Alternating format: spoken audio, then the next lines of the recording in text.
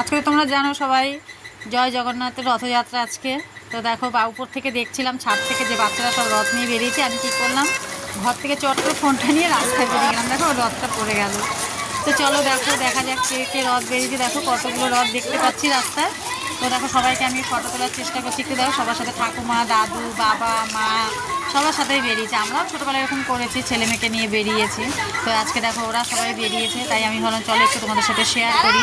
তো সারাদিন সেরকম করে ভিডিও ছাড়া হয়নি, সময় হয়ে ওঠেনি। চলো দেখা যাক। তো আমরাও রথ নিয়ে বেরোবো, বড়দের আমাদেরও রথ বের করি আমরা।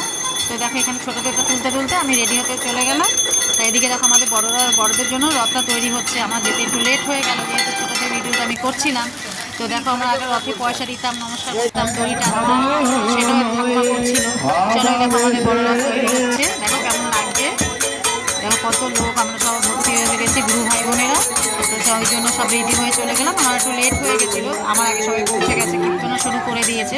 দেখো কেমন লাগছে, প্লিজ সবাই কমেন্ট করে বলো কেমন হয়েছে। আর দেখো ভক্তটাকে কীরকম লাগছে দেখতে পাচ্ছ তোমরা।